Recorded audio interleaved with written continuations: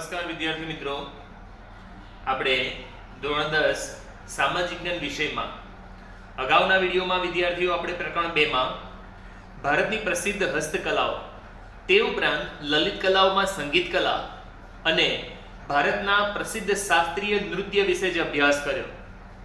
શાસ્ત્રીય નૃત્યમાં વિદ્યાર્થી કયા કયા શાસ્ત્રીય નૃત્ય આપણે જોયા? તો ભરતનાટ્યમ, ત્યાર પછી કુચીપુડી, કથકલી, કથક અને મણિપુરી. ત્યાર પછી વિદ્યાર્થીઓ આજના વિડીયોમાં આપણે ભારતની જે નાટ્ય કલા વિશે જે અભ્યાસ કરવાનો છે.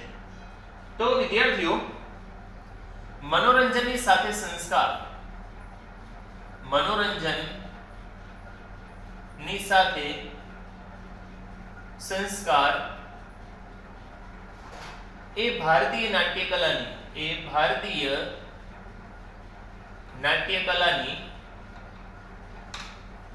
એક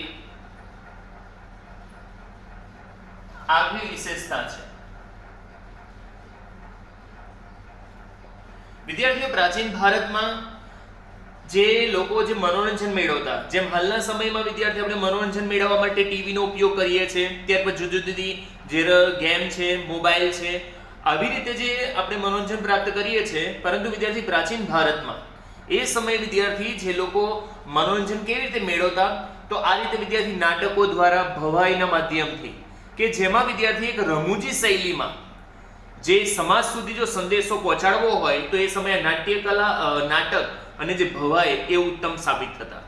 કે ગામની પાદરમાં રાત્રિના સમયે લોકો ભેગા થાય અને આ રીતે રમૂજી શૈલીમાં આ રીતે જે નાટક જે લોકો સમક્ષ રજૂ કરવામાં આવે. પરંતુ વિદ્યાર્થી એની જોડે શું જોવાનું? સંસ્કાર. વિદ્યાર્થીઓ, આ એક બહુ સરસ વાક્ય છે કે મનોરંજનની સાથે સંસ્કાર એ ભારતીય નાટ્ય કલાની એક આગવી વિશેષતા રહેલી છે. તેવી જ રીતે વિદ્યાર્થીઓ, નાટ્ય કલા એટલે દ્રશ્ય, શ્રાવ્ય અને અભિનયનો ત્રિવેણી સંગમ.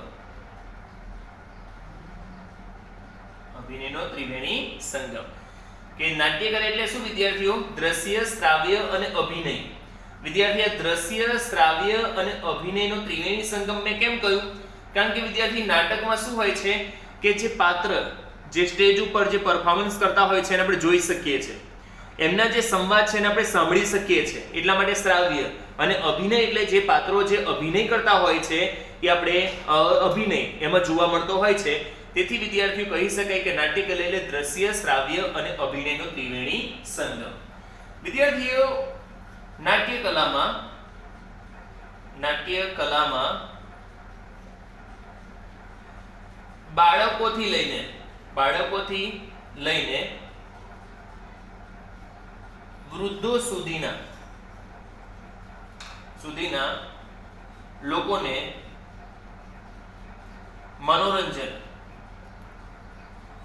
મનોરંજન જે પૂરી પાડવાની ક્ષમતા રહેલી છે. ત્રીજું વાક્ય છે વિદ્યાર્થી કે નાટ્ય કલામાં બાળકોથી લઈને, આમાં બધાને મનોરંજન મળી રહે, બાળકોથી લઈને વૃદ્ધો સુધીના તમામ લોકોને મનોરંજન પૂરી પાડવાની એમાં ક્ષમતા રહેલી છે. વિદ્યાર્થી, ભારતીય નાટ્ય કલામાં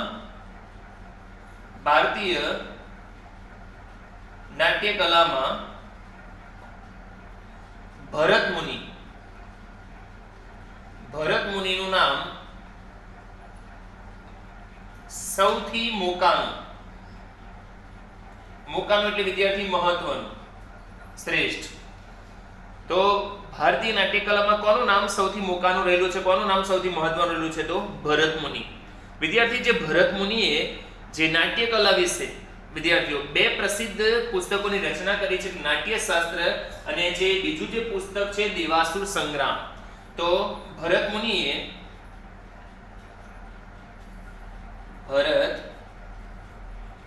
મુનિએ નાટ્ય કલા આધારિત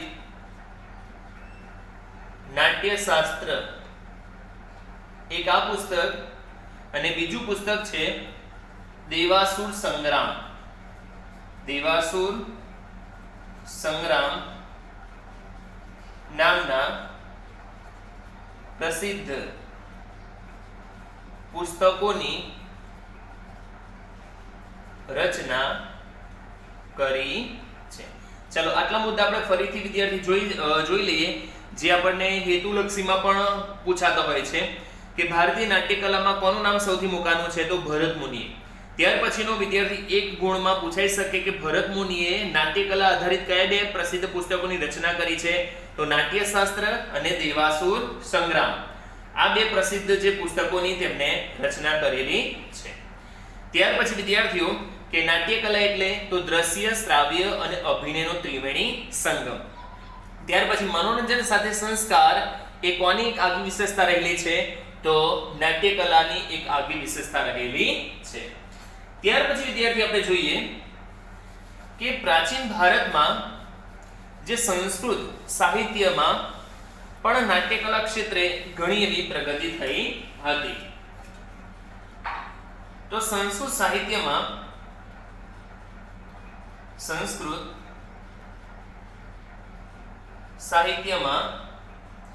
મહાકવિ ભાસ અને મહાકવિ કાલિદાસ આ સંસ્કૃત ભાષાના જે પ્રસિદ્ધ જે નાટ્યકારો છે વિદ્યાર્થીઓ સંસ્કૃત સાહિત્યમાં જે સંસ્કૃત ભાષા છે વિદ્યાર્થીઓ જેને ભાષાઓની જનેતા કહેવામાં આવે છે. વિદ્યાર્થી સંસ્કૃત ભાષાને વિદ્વાનોની ભાષા કહેવામાં આવે છે. હાલમાં ભલે બોલચાલની ભાષામાં સંસ્કૃત ભાષાનો ઉપયોગ નથી થતો પરંતુ વિદ્યાર્થીઓ હાલમાં ફક્ત ધાર્મિક વિધિઓમાં એ સંસ્કૃત ભાષાનો ઉપયોગ કરવામાં આવે છે પરંતુ એને ભાષાઓની જનેતા તરીકે ઓળખવામાં આવે છે. વિદ્યાર્થીઓ જે આ વિવિધ જે ભાષાઓ જે ઉદ્ભવી એ વિદ્યાર્થી સંસ્કૃત ભાષામાંથી ઉદ્ભવેલી છે એટલા માટે ભાષાઓની જનેતા તરીકે સંસ્કૃત ભાષાને ઓળખવામાં આવે છે. તો વિદ્યાર્થી પ્રાચીન ભારતમાં જે સંસ્કૃત સાહિત્યમાં આ બે મહાન એવા કવિઓ થઈ ગયા જેને પ્રસિદ્ધ નાટ્યકારો છે મહાકવિ ભાસ અને મહાકવિ કાલિદાસ. વિદ્યાર્થીઓ તમે સંસ્કૃત ભાષામાં તમારા બુકમાં તમે ભણ્યા છો મહાકવિ ભાસ અને મહાકવિ કાલિદાસ. એમાં તો વિદ્યાર્થી મહાકવિ કાલિદાસ નું જે નાટ્ય ક્ષેત્રે એટલું અમૂલ્ય પ્રદાન રહેલું છે. જેમ વિદ્યાર્થીઓ ઇંગ્લિશમાં જે શેક્સપિયર ના જે નાટકો સૌથી પ્રસિદ્ધ છે તેવી જ રીતે જે સંસ્કૃત ભાષામાં મહાકવિ કાલિદાસ ના જે નાટકો સૌથી પ્રસિદ્ધ છે, વિશ્વ પ્રસિદ્ધ પણ કહી શકાય. વિદ્યાર્થીઓ જર્મનીનો કવિ ગેટ, આ તમારી જાણકારી માટે કહું, જર્મનીનો કવિ ગેટ એક સમય વિદ્યાર્થી પ્રાચીન સમયમાં ભારત દેશ માટે શું કહેવામાં આવતું, ભારત દેશ ફક્ત ધાર્મિક વિધિઓમાં રચ્યો બચ્યો રહેનારો દેશ છે. પરંતુ વિદ્યાર્થી જ્યારે જર્મનીનો કવિ ગેટ છે એને મહાકવિ કાલિદાસનું જે અભિજ્ઞાન શાકુંતલમ નામનું જે પ્રસિદ્ધ જે પુસ્તક વાંચ્યું અને એટલો બધો આનંદિત થઈ ગયો કે માથા પર મૂકીને એ સમયે તે નાચેલો. એવા આ પ્રસિદ્ધ જે નાટ્યકારો છે સંસ્કૃત સાહિત્યના મહાકવિ ભાસ અને મહાકવિ કાલિદાસ. વિદ્યાર્થીઓ મહાકવિ ભાસના નાટકો મહાભારત વિષય વસ્તુ પર આધારિત છે. તમને એક માર્ક્સનો પ્રશ્ન આવી શકે કે કોના નાટકો મહાભારત વિષય વસ્તુ પર આધારિત છે તો મહાકવિ ભાસના જે નાટકો એ મહાભારત વિષય વસ્તુ પર આધારિત છે. મહાકવિ ભાસે વિદ્યાર્થીઓ મહાકવિ ભાસે સંસ્કૃત ભાષામાં કર્ણભાર, ઉરુભંગ અને દૂતવાક્યમ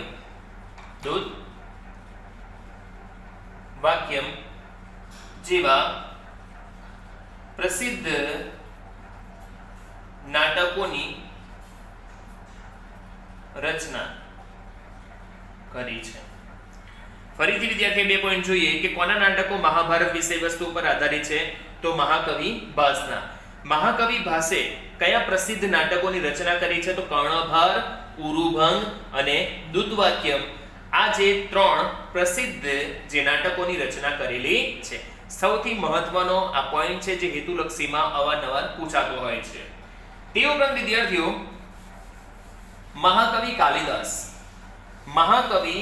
કાલિદાસના જે નાટકો છે, મહાકવિ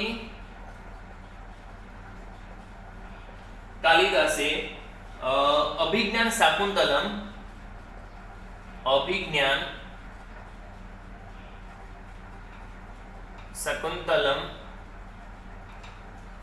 વિક્રમોવર્ષિયમ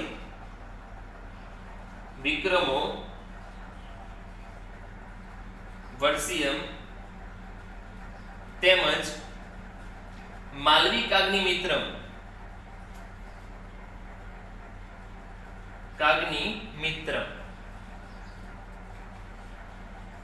જેવા પ્રસિદ્ધ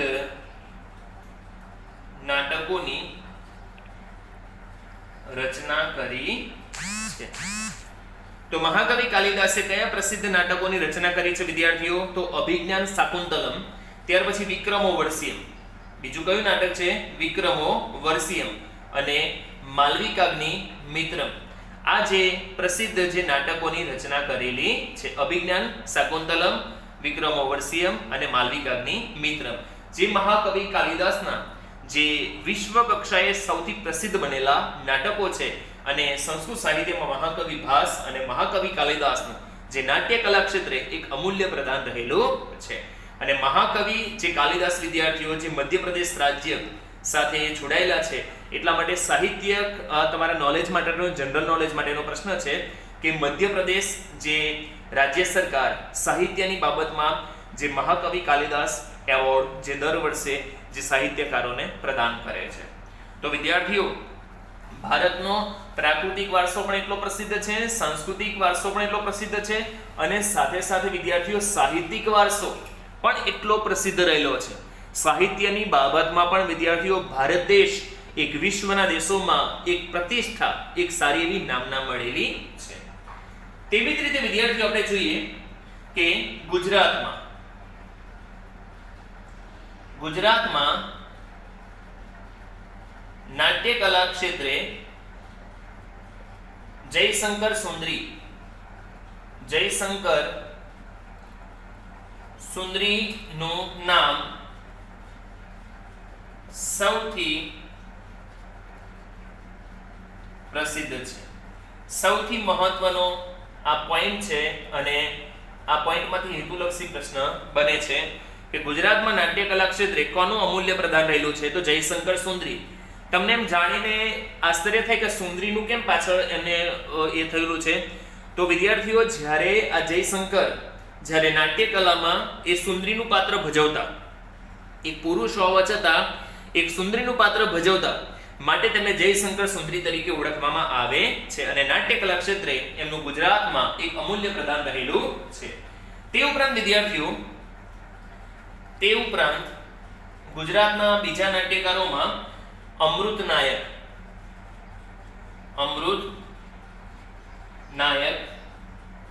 ત્યાર પછી બાપુલાલ નાયક,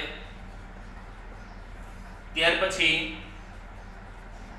પ્રાણસુખ નાયક, ત્યાર પછી તીના પાઠક. તમે મોટા ભાગના જે ગુજરાતી પિક્ચર હોય ને એમાં નાટક હોય કે પિક્ચર હોય એમાં માતાનું પાત્ર ભજવતા આ દીના પાઠક. તે ઉપરાંત જસવંત ઠાકર અને ઉપેન્દ્ર ત્રિવેદી. અત્યારે તમે રામાયણ જોતા હશો, લોકડાઉનમાં જોવો છો ને કે નહીં? તો ઉપેન્દ્ર ત્રિવેદીમાં એ કોનું પાત્ર ભજવે છે તમને ખબર છે? કોનું પાત્ર? તો રાવણ. ઉપેન્દ્ર ત્રિવેદી. ત્યાર પછી પ્રવીણ જોશી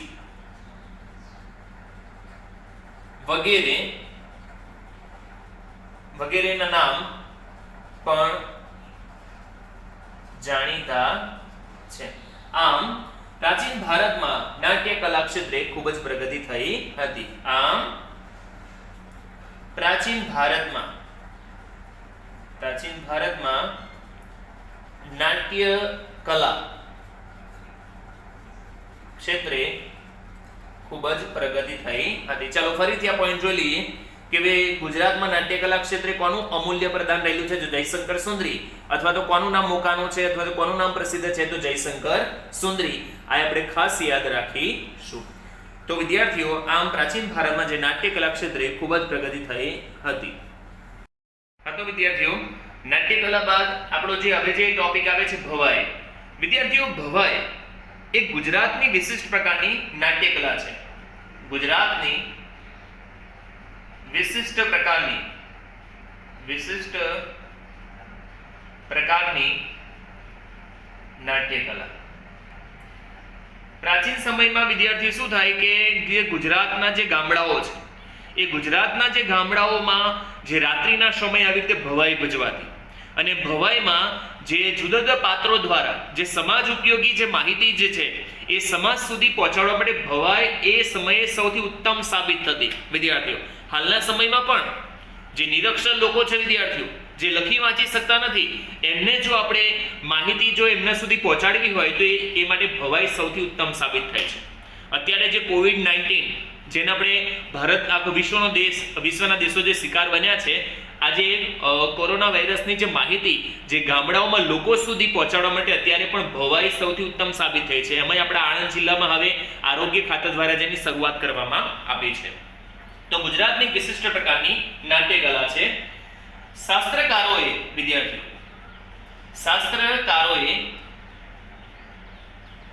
ભવાઈને ભાવ પ્રધાન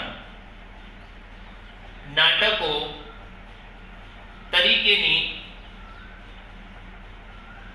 ઓળખ આપવામાં આવી છે. શાસ્ત્રકારો વિદ્યાર્થી ભવાઈને કયા નામ ઓળખાવી છે? તો ભાવ પ્રધાન નાટકો તરીકે જેને ઓળખ આપવામાં આવેલી છે. ભવાઈની શરૂઆત વિદ્યાર્થીઓ, ભવાઈની શરૂઆત સિદ્ધપુરના અસાઈ ઠાકર દ્વારા તેની શરૂઆત કરવામાં આવી હતી. સૌથી મહત્વનો હેતુલક્ષી પ્રશ્ન છે કે ભવાઈની શરૂઆત ગુજરાતમાં કોણે કરેલી? તો વિદ્યાર્થીઓ, સિદ્ધપુરના અસાઈ ઠાકર એમના દ્વારા જે ભવાઈની શરૂઆત થયેલી. વિદ્યાર્થીઓ, ઠાકર એક બ્રાહ્મણ છે અને એમને આ ભવાઈની શરૂઆત કરી હતી. વિદ્યાર્થીઓ, ભવાઈ એ ગુજરાતની 700 વર્ષ જૂની પરંપરા છે. પટોળું એ 850 વર્ષ જૂની પરંપરા. વિદ્યાર્થીઓ, વણાટકામમાં આપણે ભણ્યા ને, એવી રીતે ભવાઈ એ ગુજરાતની કેટલા વર્ષ જૂની પરંપરા છે? તો ભવાઈ એ ગુજરાતની 700 વર્ષ જૂની પરંપરા છે. નાટ્યકલાની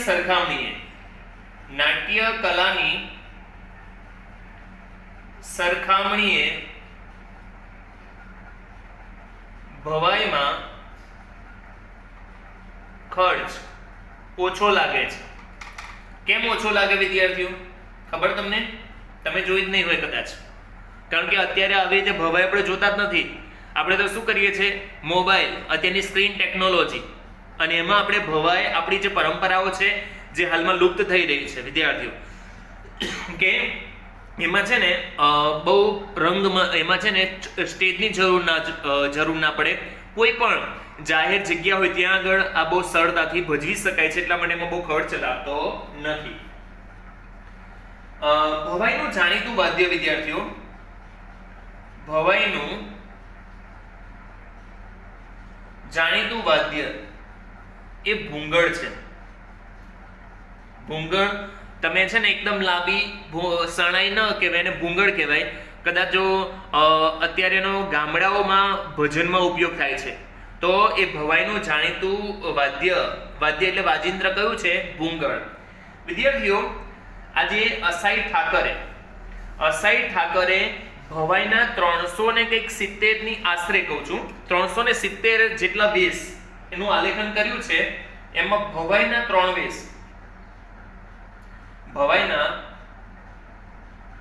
3 વેશ વધુ જાણીતા છે. કયા? પહેલો તો રામદેવનો વેશ. રામદેવનો વેશ.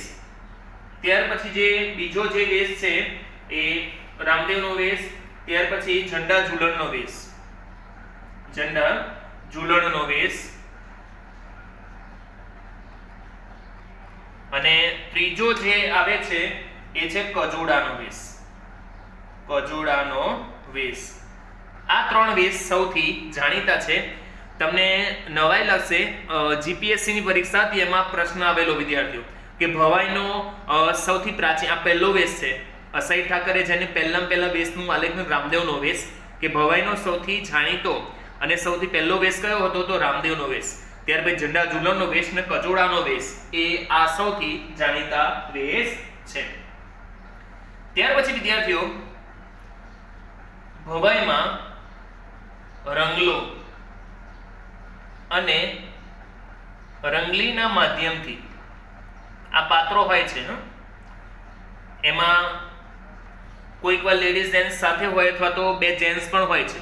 જેન્ટ્સ પણ એક સ્ત્રીનું પાત્ર ભજવીને આ રંગલી તેઓ બનતા હોય છે. ભવાઈમાં રંગલો અને રંગલીના માધ્યમથી સમાજ ઉપયોગી માહિતી સમાજ સુધી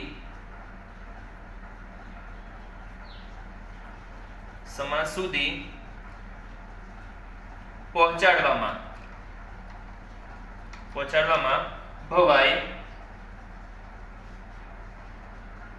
સૌથી ઉત્તમ છે. કેમ વિદ્યાર્થીઓ ભવાઈ એ સૌથી ઉત્તમ કહેવાય? કારણ કે વિદ્યાર્થી જે ભવાઈમાં રંગલો અને જ રંગલી આ જે બે પાત્રો હોય એમાં એક રમૂજી શૈલીમાં જે સંવાદ હોય ને, એક રમૂજી હળવી શૈલીમાં લોકો એને સરળતાથી સમજી શકે. વિદ્યાર્થીઓ નિરક્ષર લોકો પણ એને સારી રીતે સમજી શકે એવી એક શૈલીમાં એ લોકો સુધી જે સમાજ ઉપયોગી જે માહિતી એ સમાજ સુધી પહોંચાડવા માટે ભવાઈ સૌથી ઉત્તમ છે. એમાં વિદ્યાર્થી બેટી બચાવો છે, કન્યા કેળવણી છે, આવી જે કેટલીક બાબતો છે. તે ઉપરાંત વિદ્યાર્થીઓ કેટલીક એવી બાબતો જે કુરિવાજો છે, એ કુરિવાજોને દૂર કરવા અંગેની માહિતી પણ સમાજ સુધી પહોંચાડવા માટે એ ભવાઈ એ સૌથી અસરકારક સાબિત થાય છે. તે ઉપરાંત વિદ્યાર્થીઓ જે ભવાઈ અત્યારે પણ આ પરંપરા તમને કહું વિદ્યાર્થીઓ, આપણું પ્રસિદ્ધ યાત્રાધામ અંબાજી છે. અંબાજીમાં ચાચર ચોકમાં શ્રાવણ મહિનામાં જ્યારે શ્રાવણી અમાસ આવે ને ત્યારે ચાચર ચોકમાં આ રીતે માતાજીના જે ચોગાનમાં એ ભવાઈનો કાર્યક્રમ યોજાય છે. બનાસકાંઠા જિલ્લામાં આવેલું પ્રસિદ્ધ યાત્રાધામ અંબાજી, રાત્રિના સમયે ચાચર ચોકમાં ભવાઈનો કાર્યક્રમ કરવામાં આવતો હોય છે. વિદ્યાર્થીઓ જે ભવાઈ કરે ને એને ભવૈયો કહેવાય. આપણને ઘણીવાર બહુ ઘરમાં ધમાલ કરીએ ને તો મમ્મી દ્વારા ઉપમા આપવામાં આવતી હોય છે, ઉપમા અલંકારનો ઉપયોગ થતો હોય છે, હું ભવૈયા જેવું એવું કહેતા હોય છે. તો ભવાઈ ભજવનાર ભવૈયા, ભૂંગળ વગાડી માતાજીની સ્તુતિ કરે છે. આમ ભવાઈ એ ગુજરાતની એક વિશિષ્ટ પ્રકારની નાટ્ય કલા છે. કે વિદ્યાર્થી જે ભવાઈ ભજવનાર ભવૈયા એ ભૂંગળ વગાડી કોની સ્તુતિ કરે છે તો માતાજીની જે સ્તુતિ કરતા હોય છે. અને આ એક ગુજરાતની વિશિષ્ટ પ્રકારની નાટ્ય કલા તરીકે ઓળખવામાં આવે છે. હું તમને એક વિડિયો બતાવું જે આ રીતે હોય.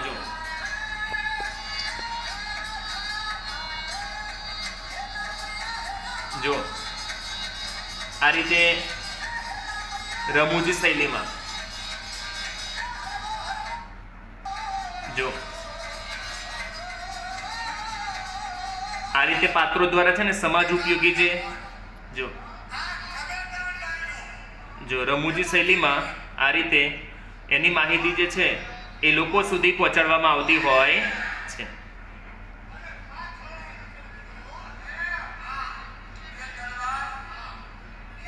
આવું પ્રાચીન સમયમાં ગુજરાતમાં રાત્રિના સમયે ગામડાઓમાં બી ભવાઈ ભજવાતી. એમાં સમાજ ઉપયોગી જે માહિતી હોય ને એ લોકો સુધી પહોંચાડવામાં આવતી.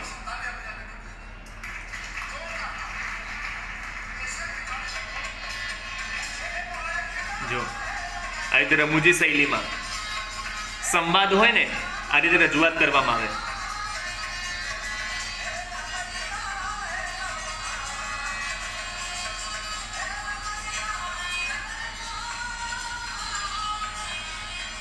ઓકે, જય હિન્દ.